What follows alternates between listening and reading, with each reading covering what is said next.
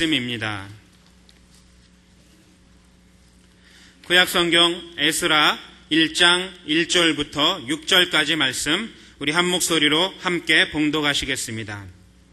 바사왕 고레스 원년에 여호와께서 예레미야의 입으로 하신 말씀을 응하게 하시려고 바사왕 고레스의 마음을 감동시키심에 저가 온 나라에 공포도 하고 조소도 내려 가로되 바사왕 고레스는 말하노니 하늘의 신 여호와께서 세상 만국으로 내게 주셨고 나를 명하사 유다 예루살렘에 전을 건축하라 하셨나니 이스라엘의 하나님은 참 신이시라. 너희 중에 무릇 그 백성된 자는 다 유다 예루살렘으로 올라가서 거기 있는 여호와의 전을 건축하라. 너희 하나님이 함께 하시기를 원하노라.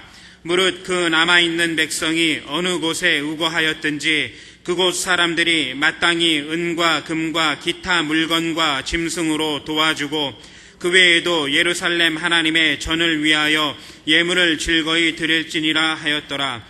이에 유다와 베냐민 족장들과 제사장들과 레위 사람들과 무릇 그 마음이 하나님께 감동을 받고 올라가서 예루살렘 여호와의 전을 건축하고자 하는 자가 다 일어나니 그 사면 사람들이 은그릇과 황금과 기타 물건과 짐승과 보물로 돕고 그 외에도 예물을 즐거이 드렸더라. 아멘.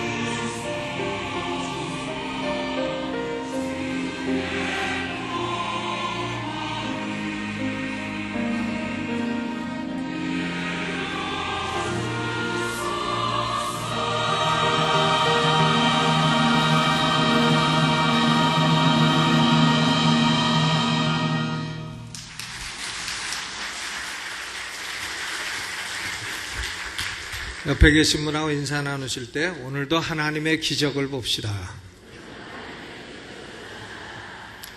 오늘 우리 예배에 귀한 분들이 오셨습니다. 먼저 강남구청장이신 맹정주 구청장님, 소망교회 장로님이신데 오늘 우리 교회 예배에 오셨고요. 또 강남구 의원이신 강동원 의원님, 여의도 순복음교회 출석하시는데 오늘 우리 교회 참석하셨습니다. 또 여의도 순복음교회 헌순님 집사님 함께 동행하셨습니다. 우리 구청장님과 강동원 의원님을 잠깐 좀 소개하고 박수로 환영하도록 하겠습니다.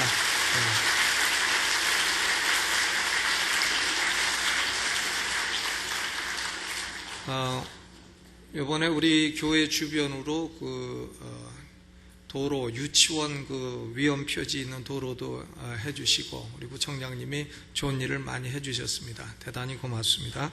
또 우리 영어 예배에 글렌 젠트 목사님이 잠깐 한 달 동안 미국에 가셨어요. 그래서 우리 침례교 선교사님이신 부대인 선교사님이 영어 예배를 한 달 동안 말씀을 증거해 주십니다. 부대인 선교사님 네 분 잠깐 어디 계신가? 저기 계시네요. 네, 잠깐 일어나시면 우리 박수로 환영하겠습니다.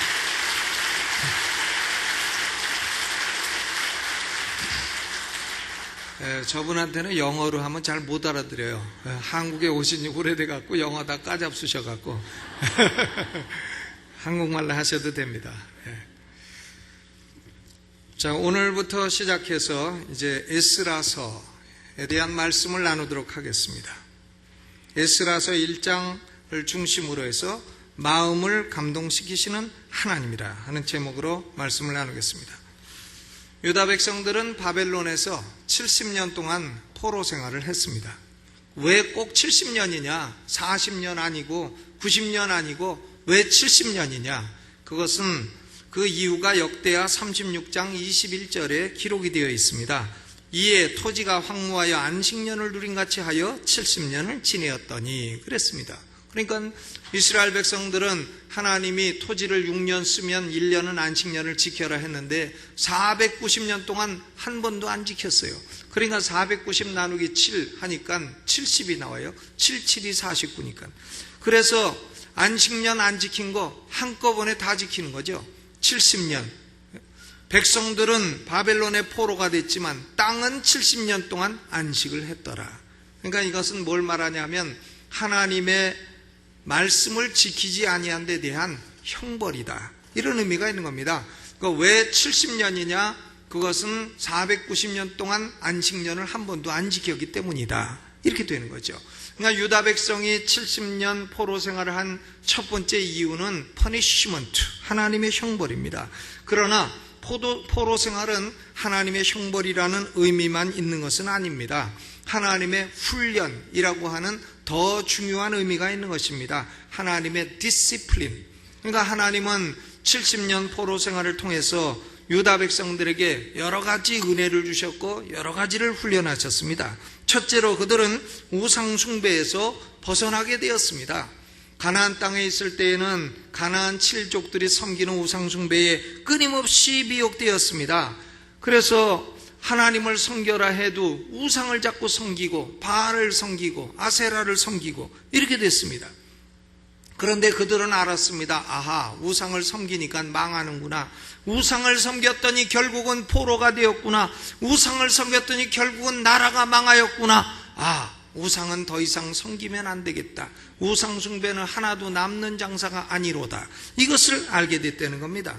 그리고 우상의 본거지인 바벨론에 가서 보니까 이제는 우상이 지겨워졌다는 겁니다. 이제 우상을 너무나 많이 보다 보니까 역겨워졌다는 것입니다. 그러므로 도리어 이제는 살아계신 하나님을 그리워하게 되었습니다. 우리는 언제 예루살렘에 돌아가서 살아계신 하나님을 경배할고, 이것이 그들의 소망이 되었다는 겁니다. 예루살렘에 있을 때는 우상을 섬기더니 바벨론에 포로 되어 가니까 하나님을 그리워하게 되었다. 이런 역사가 나타나게 된 것이죠. 두 번째로 그들은 하나님 말씀의 소중함을 깨닫게 되었습니다. 이사야 선지자가 160년 전에 외쳤고 예레미야 선지자도 외쳤고 했는데 그때는 안 들었습니다. 안 들었지만 그들이 말한 대로 결국 우리는 포로가 되고 망했고, 하나님 말씀은 1.1핵도 떨어지지 아니하고 그대로 다 실현된다는 것을 그들은 깨닫게 되었어요. 아하, 하나님 말씀은 능력 있는 말씀이로다. 그리고 그들은 포로 생활 가운데에서 의지할 것이라고는 오로지 하나님의 약속밖에는 없었습니다. 예레미야 선지자를 통해서 포로 생활은 70년이 될 것이고 70년 후에는 해방될 것이다. 그 약속밖에는 붙들 것이 없습니다. 어떤 정치 세력도 그들을 포로에서 해방할 수 없어요. 어떤 파워도 그들을 그 포로에서 해방할 수 없습니다. 그러나 하나님이 70년 지나면 해방되라고 약속하셨으니 그들은 그 약속을 붙들고 기도했던 겁니다. 그러니까 하나님의 말씀을 늘 증거할 때는 귀한 줄 모르고 있다가 못 듣게 되니까 아하, 그것이 그렇게 귀중한 것이었구나, 이것을 알게 됐다는 겁니다. 세 번째로 그들은 성전의 중요성을 다시 한번 깨닫게 되었습니다. 시편 137편 1절에 우리가 바벨론의 여러 강변 거기 앉아서 시온을 기억하며 울었도다 그랬어요. 시온은 예루살렘이죠. 예루살렘에 있을 때에는 성전이 있고 자유스러운 예배가 있었어도 그것이 그렇게 소중한 줄 몰랐는데 이제는 잃고 나니까 눈물이 날 정도로 그리웁게 되었다 하는 얘기죠. 또 네 번째로 그들은 포로 생활 가운데 하나님의 백성으로서의 일체감을 회복하게 되었습니다. 과거에는 12지파가 나뉘어서 서로 미워하고 질시하고 싸우고 10지파고 밑에 2지파는 갈라져 가지고 아예 다른 나라를 만들어버리고 그러고서도 서로 지파끼리 싸우고 미워하고 했는데 이제 그들이 포로로 잡혀가서 공통의 고통을 겪다 보니까 미움도 사라지고 배타심도 사라지고 우리가 남이가 우리는 하나가 되었도다, 이런 일체감을 갖게 되었다는 겁니다. 여러분, 부부가요 막 싸울 때 부부싸움이 해결되는 제일 좋은 방법은 뭔지 아세요? 애가 나가가지고 옆집 애한테 의도 터지고 오는 겁니다. 의도 터져가지고 코피 흘리면 부부가 막 싸우다가도 일단 휴전을 하고 힘을 합쳐가지고 이제 옆집 부모와 싸움을 하게 되는 거예요. 왜? 공통의 적이 나타났도다, 이렇게 되는 거 아니겠습니까? 그러므로 그들은 공통의 고통을 겪으면서 하나님의 백성으로 일체감도 겪게 되었고 그들의 시각도 넓어졌어요. 예루살렘에 살고 거기서 태어나서 거기서 살다 거기서 죽으니까 이런 걸 뭐라 그러냐, 촌놈이라 그러죠. 그런데 이제 바벨론도 가보고 포로로 끌려가면서 이거저거 문물도 보고 바벨론 문화도 보고 세상은 넓고 할 일은 많도다, 이것을 딱 알게 된 거예요. 그리고는 그들은 세계 속에서 우리는 유대인으로 하나님의 백성이다, 하나님의 백성이 무슨 일을 해야 되는지 책임감과 아이덴티티와 일체감도 확고하게 정립을 하게 된 계기가 된 것입니다. 그러므로 하나님의 백성들은 그 삶 가운데 때로 고통이 일어난다 할지라도 고통이 나쁜 점만 있는 것은 아닙니다. 고통은 좋은 점도 있는 것이에요.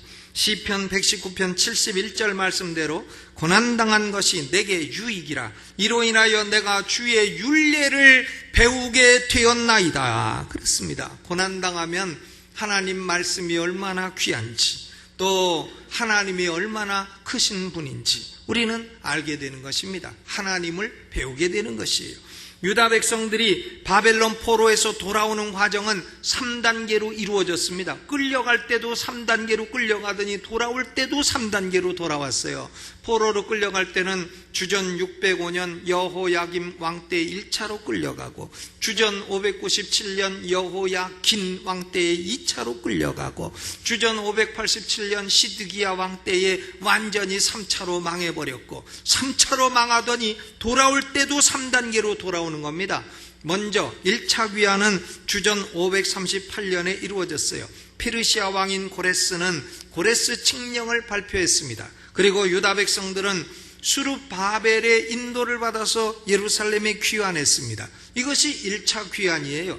에스라 2장 64절로 65절에 보면 1차 귀환에 돌아온 온 회중의 합계가 42,360명이요 그 외에 노비가 7,337명이요 노래하는 남녀가 200명이라 했으니까 다 더하셨어요. 42,360 더하기 7,337 더하기 200. 예? 초등학교 좋은 데 나오면 이게 딱 암산이 되는데 49,897명, 5만 명에서 103명 빠진 숫자가 돌아왔다 하는 거죠. 이것이 1차 귀환입니다. 이 1차 귀환의 목적은 예루살렘의 성전을 건축하는 거예요. 성전을 건축하자. 이것이 1차 귀환의 목적이었습니다. 그런데 그 사람들은 돌아오면서 금방 건축하지 아니하고 2년 동안 미적거리다가 주전 536년에 성전 건축을 시작을 했습니다. 이렇게 미적거리니까 그동안에 반대 진영, 반대자들도 진영을 갖추어 가지고 공격을 하고 쳐들어오고 반대하고 하니까 그만 16년 동안 성전 건축이 중단되고 유다 백성들은 성전 건축하러 왔다가 건축도 못하고 16년을 허송생활을 한 거예요. 그때에 하나님이 선지자 두 사람을 일으킵니다. 하나는 학개가요 무슨 개가 아니에요. 사람 이름이지. 뭐 공부 많이 한 개 그런 게 아닙니다. 사람 이름 선지자예요. 하가이, 영어로는 하가이라고 발음하는. 그 다음에 학개와 스가랴 두 선지자가 일어나가지고 백성들을 야단치는 거예요. 돌아다니면서 너희는 아파트 지어 잘 살고 하나님의 성전을 황무하도록 내버려두는 것이 잘하는 짓이냐? 너희 소위를 살펴봐라. Consider your ways. 너희들이 행하고 있는 것이 옳은 짓인지 살펴봐라. 그리고 산에 가서 나무를 가져다가 성전을 빨리 지어라. 막 학개가 야단치고 스가랴가 야단치니까 결국은 5년 만에 건축을 했어요. 그래서 주전 515년에 건축된 성전이 지도자 이름을 따서 수룹바벨 성전이 된 것입니다. 이런 스토리가 에스라서 1장부터 6장까지의 기록이 되어 있습니다. 그런데 유다 백성들은 성전을 지어놨지만 예배를 어떻게 드리는지 몰라요. 왜? 율법을 가르쳐줄 스승이 없기 때문에. 그러므로 하나님은 주전 458년에 율법에 익숙한 학사 에스라를 중심으로 해서 1754명이 2차로 귀환하도록 했습니다. 그 목적은 율법의 재건이에요. 그 내용이 에스라서 7장부터 10장까지의 기록이 되어 있는 것입니다. 에스라서 전반부는 1차 귀환의 스토리요, 에스라서 후반부는 2차 귀환의 스토리인 것입니다. 그러므로 1차 귀환과 2차 귀환 사이에는 간격이 있는 거예요. 1차는 주전 538, 2차는 주전 458. 그러니까 몇 년인지 빼보면 계산이 될 거예요. 3차 귀환은 주전 444년에 느헤미야가 주도했습니다. 그 목적은 예루살렘의 성벽을 재건하고자 하는 겁니다. 성전을 지어놓고 하나님 말씀대로 예배를 드리는데 적들이 자꾸 쳐들어와서 예배를 방해하는 겁니다. 왜 그랬냐? 예루살렘에 성벽이 없으니까, 벽이 없다 보니까 그만 적들이 잘 쳐들어왔어요. 느헤미야가 그 문제를 안고 기도하다가 하나님으로부터 소명을 받아 주전 444년에 성벽을 건축했습니다. 이것이 3차 귀환이에요.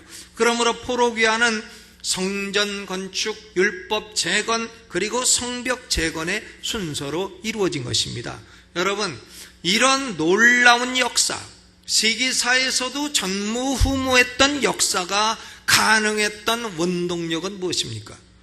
한번 생각해 보세요. 이것이 얼마나 놀라운 일인가? 대한민국이요, 만약에 나라가 망해가지고, 만약입니다. 이런 일은 절대 안 일어납니다. 중국에 끌려갔다. 대한민국 국민이 다 끌려갔는데 70년 만에 그 국민이 다시 돌아와서 대한민국에 다시 국가를 세웠다. 이것이요, 가능한 일이냐 이거예요. 아주 어려운 일이고, 잊기 어려운 일이고, 세계사에 없었던 일이고, 그런데 이런 전무후무한 역사가 가능했던 원동력이 뭐냐? 원동력은 오늘 읽은 본문에 보니까 하나님이 사람들의 마음을 감동시키셨다.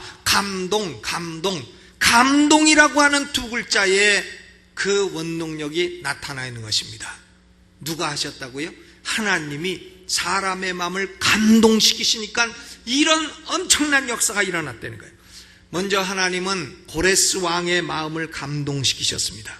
여러분, 고레스 왕은 페르시아 사람이에요. 페르시아에 7 종족이 있었는데 그 종족 가운데도 아주 작은 종족의 지도자였습니다. 그런데 이 사람이 7 종족을 통일해 버렸어요. 페르시아의 단일 통치자가 되었습니다. 그리고는 주전 539년에 메디라고 하는 나라와 연합을 해가지고 바벨론을 멸망시키고 바벨론까지 지배하고 전 세계의 최고의 통치자가 되었습니다.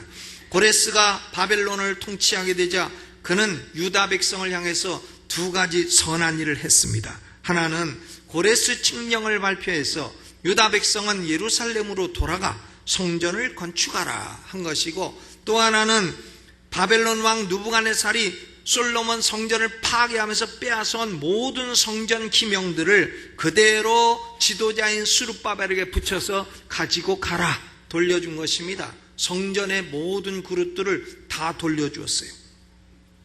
고레스 왕이 이방 나라의 왕인데 어떻게 이런 일을 행할 수 있었느냐? 그 원인이 1절이죠. 1절을 읽어보죠. 시작. 바사왕 고레스 원년에 여호와께서 에레미야의 입으로 하신 말씀을 응하게 하시려고 바사왕 고레스의 마음을 감동시키심에 저가 온 나라에 공포도 하고 조소도 내려 가로되 그랬습니다. 하나님이 고레스 왕의 마음을 감동하셨다는 거예요. 감동. 예? 예를 들었어요.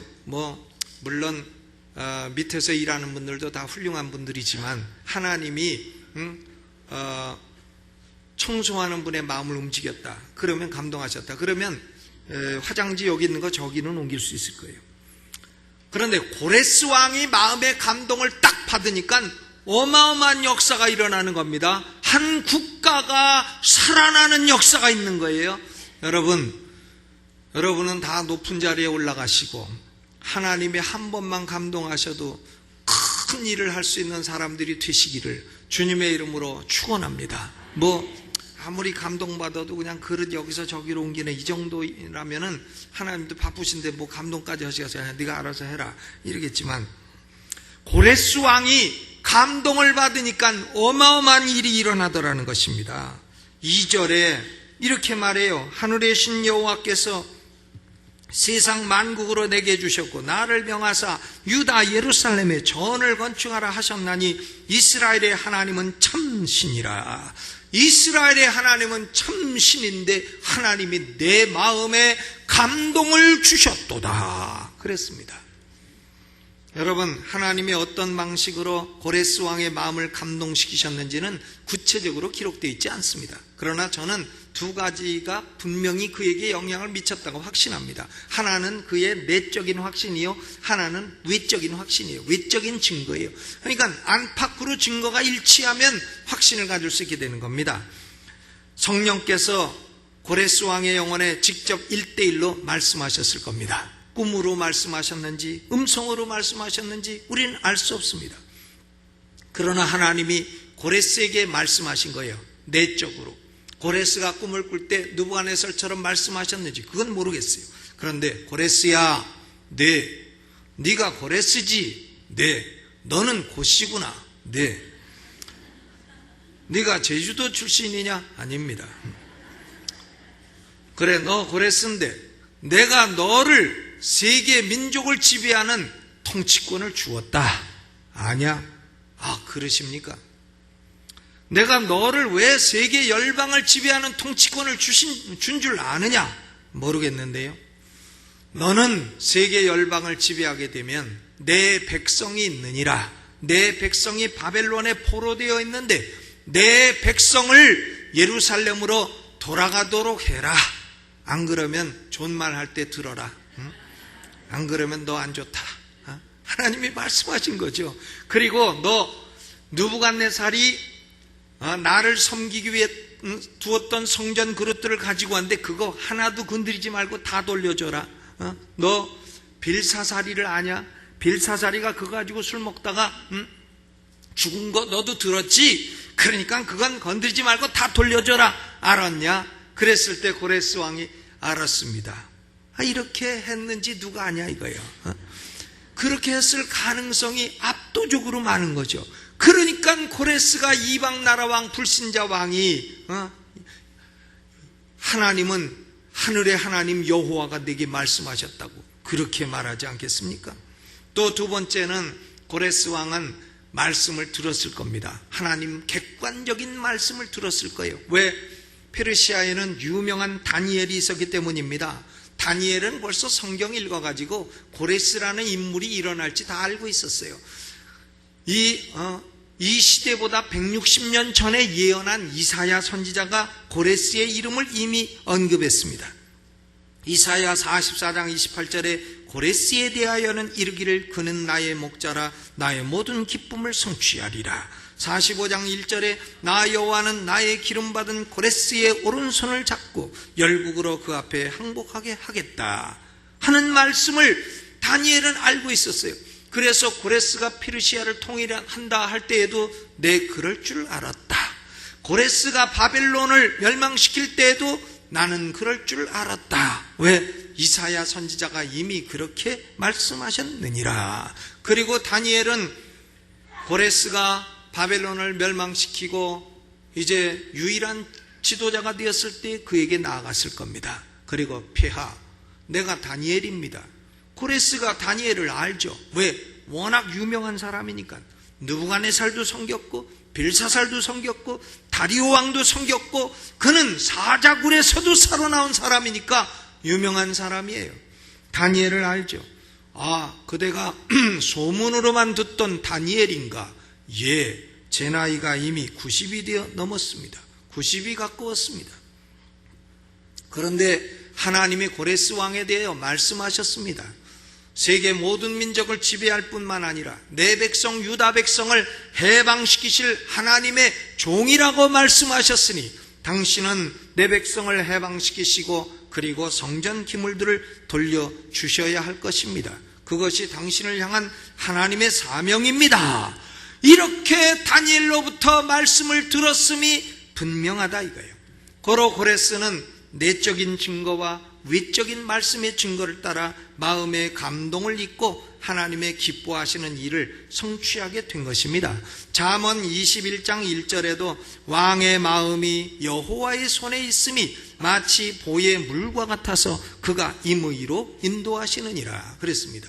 여러분, 우리는요 사람 마음 움직이지 못해요. 내가 뭐 이명박 대통령 마음을 움직이겠습니까? 움직이지 못합니다. 그러나 하나님은 움직이십니다. 그러니까 나는 대통령의 마음을 움직일 수 있는 하나님께 기도하는 거예요. 왜? 나는 없어도 하나님은 그분의 마음을 움직이십니다. 그렇게 되니까요. 여러분, 이 진리가 우리 하나님의 백성들에게 얼마나 큰 위로가 됩니까? 김정일을 보니까 2년 전 사진하고 지금 사진하고 엄청 달라요. 그때는 막 피둥피둥 하더니 지금은 아주 좀 이상하더만요. 머리도 다 빠지고 피골이 성접하고 이렇게 돼서 중병이 걸린 것이 분명한데, 그런데요, 김정일이 죽기 전에 나 어차피 죽을 건데 같이 죽자 물귀신 작전을 나와서 핵을 갖다가 터뜨리면 어디 터지겠냐? 강남중앙 침례교회 날라오겠죠. 그렇기 때문에 저는 어떤 데 잠을 못 자요. 아이고 아버지, 김정일이 핵 터뜨리면 나는 어떡합니까? 지하실 그래서 우리가 잘 파놨으니까 그때 들었는데, 근데 핵이 터지면 지하실이 뭐가 소용없어요. 여러분은 그런 걱정 하나도 안 하시는가 모르겠는데 저는 걱정이 돼요. 여러분 걱정이 전혀 안 되는 표정으로 앉아 계신데 나만 걱정하나? 그러나요, 아무리 그래도 김정일의 마음을 붙들고 계신 분은 누구시다?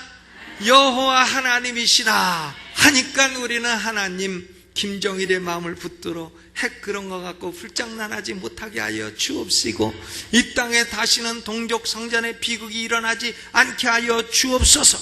우린 그렇게 기도할 길이 열려 있다는 거예요. 얼마나 감사합니까? 그렇게 기도하시기를 바랍니다. 오바마 씨가 오씨 집안에서 자 인물 나와서 미국의 대통령이 됐어요. 근데 내가 뭐 오바마를 알 게 뭡니까? 한 번도 본 적도 없고. 그러나 오바마의 마음을 주장하시는 하나님은 아니까 하나님, 오바마의 마음을 움직여서 이 세상 평화를 이루는 대통령이 되게 하여 주옵소서. 내가 뭐 이명박 대통령 한번 옆에 앉아본 적 있지만 그냥 말도 한 번도 안 해봤어요. 그렇지만 이명박 대통령의 마음을 움직이는 분은 여호와 하나님이시다. 그러니까 하나님 대통령의 마음을 움직여서 나라를 잘 통치하게 하여 주옵소서. 우린 그렇게 기도할 수 있는 것입니다. 여러분, 직장에서 승진이 잘 안 되시고 윗사람의 마음이 잘 안 움직입니까? 그걸 내가 움직이려고 하면 오히려 그나마 열리는 거 조금 열리는 거마저 다 닫혀버리니까 그렇게 하지 마시고 하나님께 기도해서 마음을 열어주시도록 이렇게, 요걸 뭐라 그러느냐, 요 쓰리 쿠션이라 그래요. 그렇게 해서 움직여야지 그냥 치면 안 된다 이거예요. 참 이런 용어를 못 알아듣는 분들 많이 계신 것 같은데, 여러분, 이 하나님이 고레스 왕의 마음을 마음대로 움직이신다는 것은 우리에게 큰 위로가 되는 교리인 것입니다. 두 번째로, 하나님은 유다 백성들의 마음을 감동시키셨습니다. 5절 읽어봐요. 시작. 이에 유다와 베냐민 족장들과 제사장들과 레위 사람들과 무릇 그 마음이 하나님께 감동을 받고 올라가서 예루살렘 여호와의 전을 건축하고자 하는 자가 다 일어나니 그랬습니다.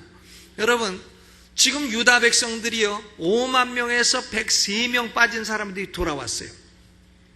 그런데 바벨론에 남아있고 안 돌아온 사람은 얼마냐? 뭐 정확히 모르지만 200만이 된다 합니다. 200만. 그러니까 200만은 남아있고 5만만 돌아온 거예요. 한번 생각해 보세요. 바벨론에서 70년을 살아온 유다 백성들이 바벨론에서 태어나서 바벨론에서 학교 다니고 바벨론에서 친구 사귀고 바벨론에서 장사하고 바벨론에서 직장 갖고 바벨론 말을 알고 히브리어 다 까먹고 그랬는데, 그걸 버리고 삶의 모든 터전을 버리고 예루살렘으로 돌아가기로 결정한다. 이게 쉬운 일인가요? 현실적으로 쉽지 않습니다.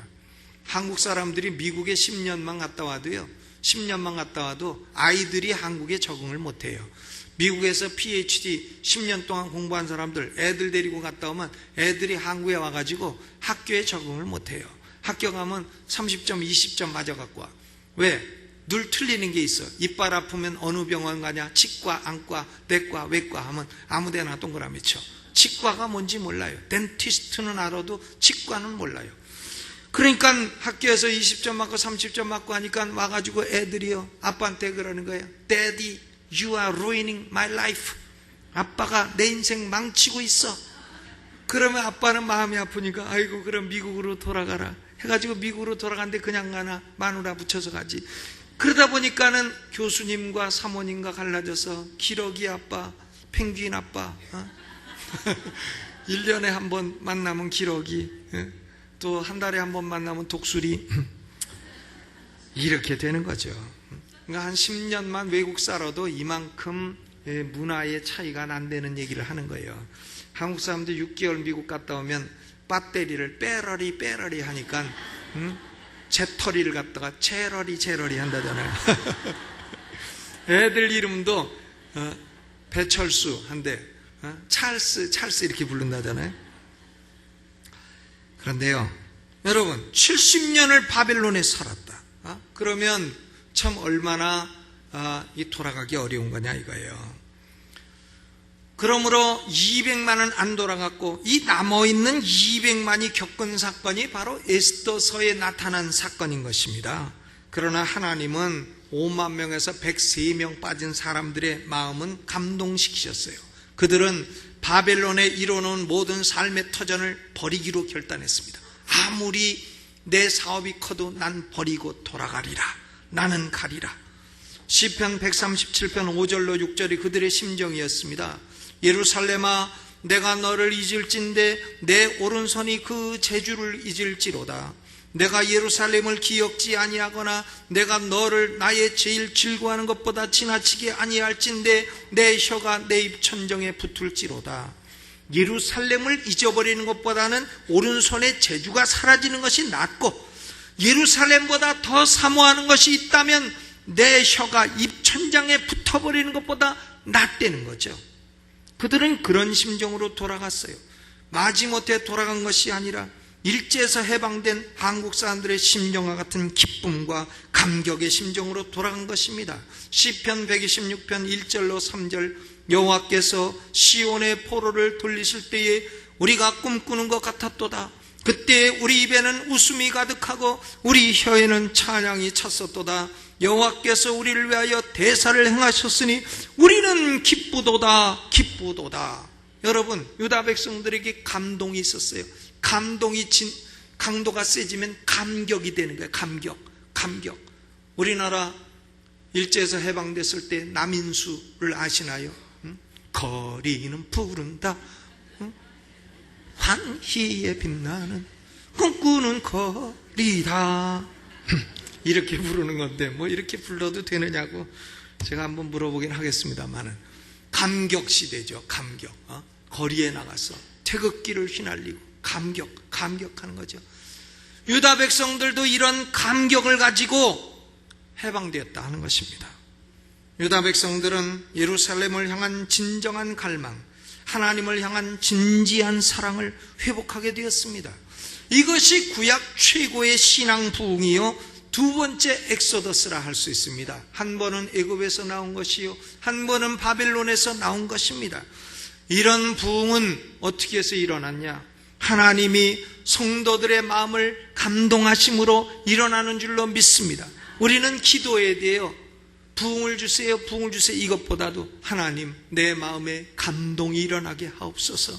하나님, 내 마음에 감격이 일어나게 하옵소서. 감격보다 하나 더 세면 감탄이 일어나게 하여 주옵소서.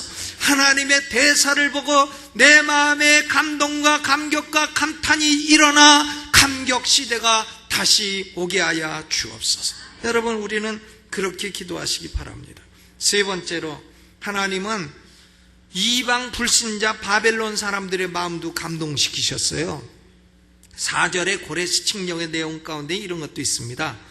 살아남아있는 백성이 어느 곳에 우거하였든지 그곳 사람들이 마땅히 은과 금과 기타 물건과 짐승으로 도와주고 그 외에 예루살렘 하나님의 전을 위하여 예물을 즐거이 드릴지니라.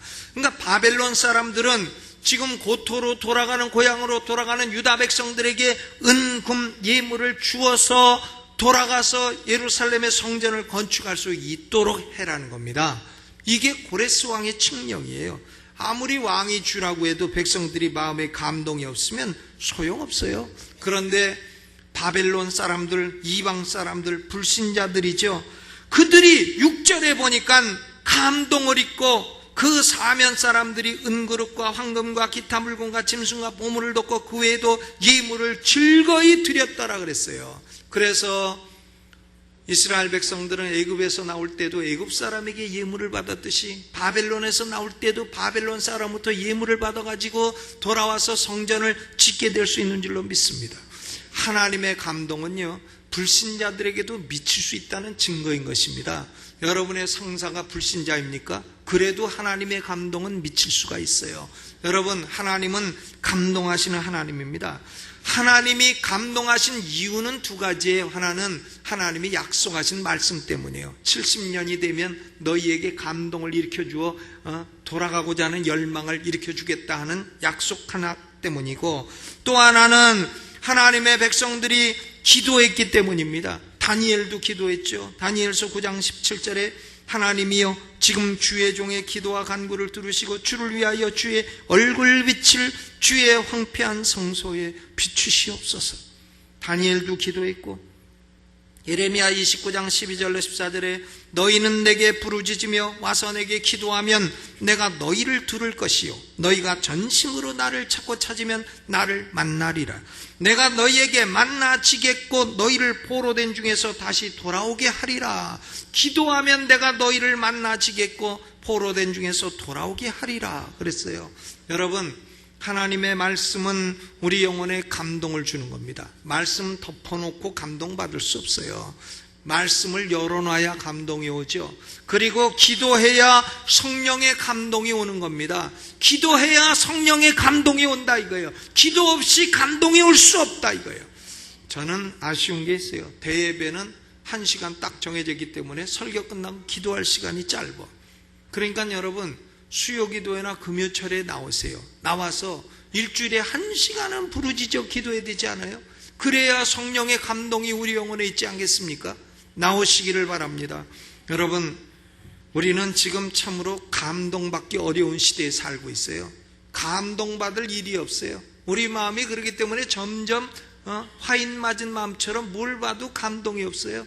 나이아가라 폭포를 봐도 과거에는 가면 감동 그랬는데 지금은 가면 별 감동 없어요. 물이라는 게 떨어지는 거지 물. 이러고 만단 말이에요. 또 그랜드 캐년, 할머니들은 뭐 9년도 캐년이라 하는 그건데 이 그랜드 캐년, 여기 가도 야, 하나님이 이 놀라운 역사를 이루셨나고 감동을 받아야 되는데 뭐 여기는 꺼지고 저기는 나왔구만 이러고 만다 이거예요. 감동받기 어려운 시대에 살고 있죠. 근데 사람은요, 웃으면 엔돌핀이라는 게 나온다 합니다. 엔돌핀. 그러니까 엔돌핀은 나오면 두 가지를 하는데 암을 치료하고 통증을 약화시킨다는 거예요. 그러니까 엔돌핀이라는 게 그렇게 좋다는 건데, 그러니까 웃는 게 좋은 일이죠. 웃을 일 없는 사람은 윗니빨이라도 내나오세요. 이렇게 한번 옆 사람하고 내나오세요. 윗니빨 이렇게 이빨 잘 닦고 오셨어요? 윗니빨만 내놔도요, 뭐가 나오냐? 이 몸이 웃는 줄 알고 엔돌핀이 나오는 거예요. 몸이 스스로 속는 거예요. 엔돌핀 지금 나오고 있습니다.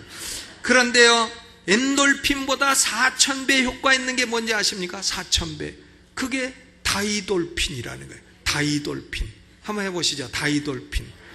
이 다이돌핀은 언제 나오느냐? 사람의 마음에 감동이 일어날 때 나온다는 거예요.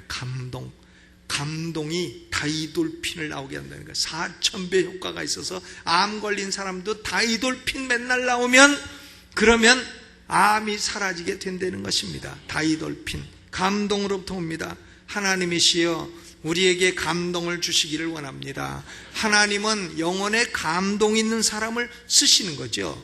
사람이요, 술에 물 탄 듯 물에 술 탄 듯 뭐 아무 감동도 없고 그냥 하루 일어나서 밥 먹고 그냥 밥 세끼 먹고 그냥 자고 또 일어나서 세끼 먹고 자고 세끼 먹고 자고 감동도 없고 뭘 봐도 흐리멍텅, 이래도 흐리멍텅, 좋은 걸 봐도 안 웃고 슬픈 걸 봐도 안 울고, 이런 화상은 별 쓸모가 없다 이거죠. 하나님은 감동 있는 사람을 쓰신다 이거. 감동. 여러분, 오늘 우리는 기도합시다. 우리 각자의 영혼에도 하나님의 감동이 오도록, 하나님의 교회에도 하나님의 새로운 감동의 물결이 오도록, 심지어는 불신자들에게도 하나님의 감동이 오도록, 그리고 정치 지도자들에게도 하나님의 감동이 와서 이 나라는 다시 하나님을 향한 뜨거운 사랑이 일어나고 세계를 향하여 선교하는 나라가 되도록 하나님이여 감동을 주시고, 감동이 강하여 감격이 되게 하시고, 감격이 변하여 감탄이 되게 하여 주옵소서. 우리 오른손 들고 주여 한번 크게 부르고 감동을 달라고 감동 기도하겠습니다. 주여! 여러분 소리로 기도하세요. 감동을 달라고. 하나님이여 감동을 주시도록, 우리 영혼에 감동을 주시고 교회에 감동을 주시고, 하나님 감동은 위대한 역사를 일으킨다 하였습니다. 심지어는 불신자도 감동을 주시고 나라의 정치 지도자들 감동을 주심으로 하나님, 이 나라에 하나님을 향한 새로운 흥분이 일어나게 하여 주옵시고, 새로운 부흥이 일어나게 하여 주옵시고, 아버지여 북녘 땅의 동포들도 자유롭게 예배할 수 있는 자유의 때가 오게 하여 주옵시고, 우리 남북한은 합쳐요 하나님을 향하여 감동하는 나라가 되게 하여 주옵시고, 그리함으로 세계를 보고 복음을 증거하는 선교 대국이 되게 하여 주옵소서. 하나님, 우리 영혼에 감동을 주시고 우리의 영혼의 감동으로 말미암아 우리 영혼의 감격과 육신의 건강도 주시기를 원합니다. 축복하여 주옵소서. 예수님 이름으로 기도하옵나이다. 아멘.